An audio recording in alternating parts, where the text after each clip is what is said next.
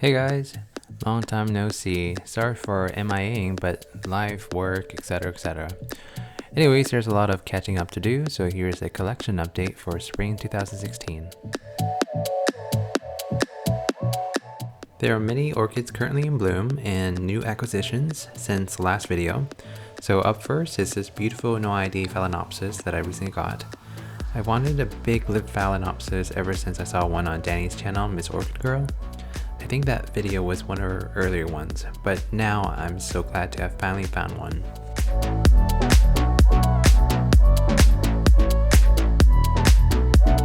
And here are a few NOID Phalaenopsis still in bloom.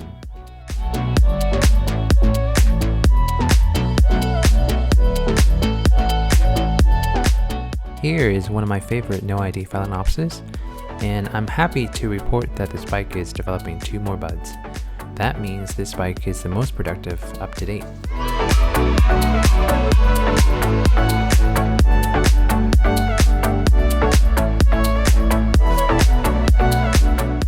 These sad looking blooms are from my Phalaenopsis schilleriana, and I'm keeping them still because it has finally put out a fragrance.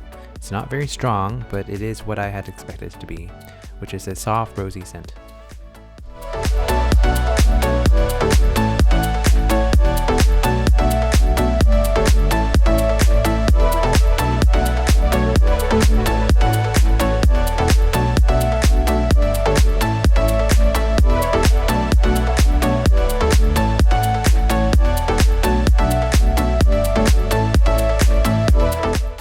This is my BC Maikai Louise, and it has put out 3 buds, 2 of which are in bloom, despite the fact that it has very few roots. Not sure why it's doing this, but I'm not complaining. The buds that you see here is not properly formed, the sepals are fused together, so we only have 2 blooms.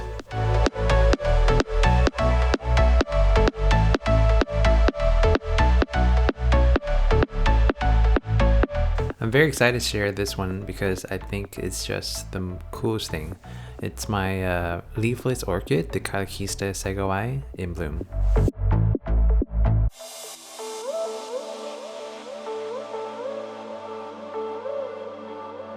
Okay, so now we've come to the part of new orchids that I want to feature.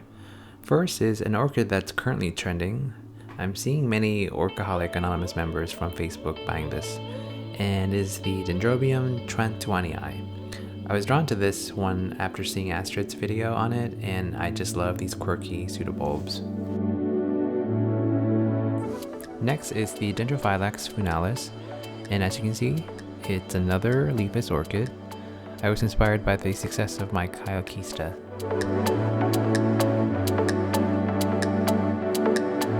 As an added bonus to this strange plant, the blooms promise to be equally intriguing. Up next is an Aerangis cornowania, which I'm told is blooming size. Check out this neat orange root tip that it has, and the roots exhibit this kind of furry texture all over. I'm not really sure if these count as model leaves, but it's covered in these white little dots as well.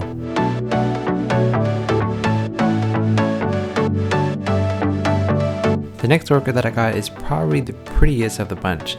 It is a intergeneric hybrid between a Phalaenopsis doris and an Asconopsis miniatum, which combines to become Asconopsis Irene Dobkins cultivar Elmhurst. Just look at this color. I don't even know what to call that. Orange, peach, I completely lack the appropriate vocabulary to describe it. Absolutely amazing. I have added another species Phalaenopsis with this next orchid.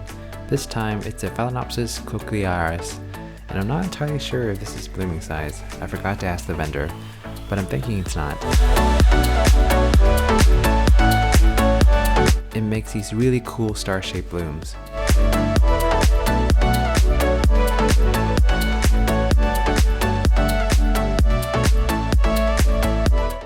This is a Dendrobium kingianum keiki, which was given to me from a fellow member of my orchid society.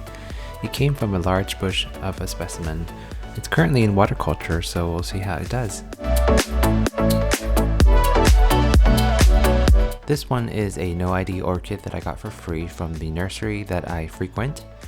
It is also currently in water culture and doing fantastic, evidenced by all the white roots that you see here.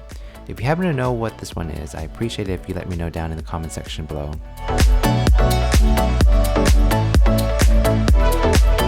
From the same nursery, I've added a few more Catasetum type orchids to my collection. The first one is a Catasetum expansum cultivar Natural World. I've got a really good discount on this, but I'm not sure how well it would do. I'm checking it every day for new growths, but so far nothing is happening yet.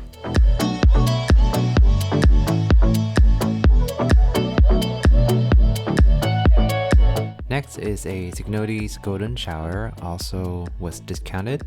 The odor pseudobulbs looks really terrible, but a new growth is starting, so I'm pretty excited about that.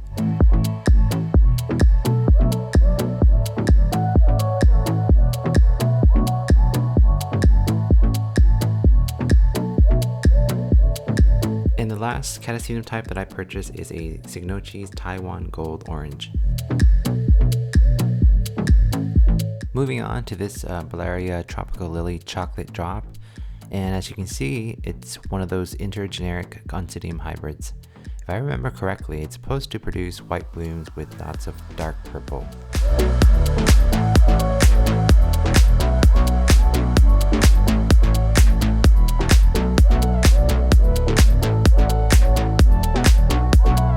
This really cool looking orchid is a new genus for me, and it is the Arachnis Maggie, and I don't know how to say this right, Oi. I got this one because it's variegated leaves and as an added bonus, really striking blooms.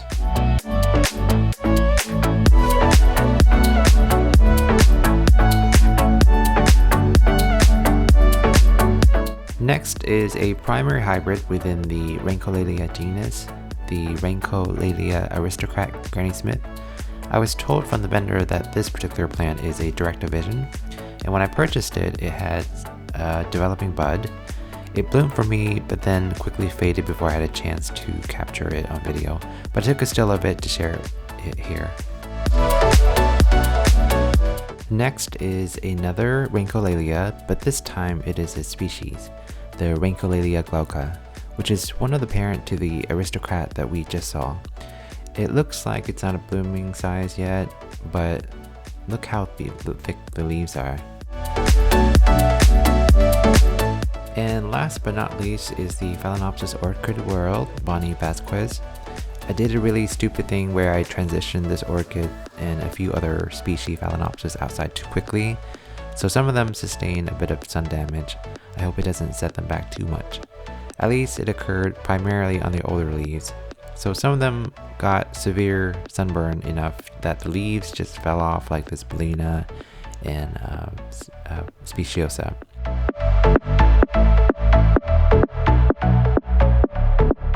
Okay, that's it for this episode. I'll leave you with some footage of a few orchids that are developing spikes or buds. Hopefully we'll see them in bloom in the next video. As always, thank you for watching and have a fantastic day. Bye for now.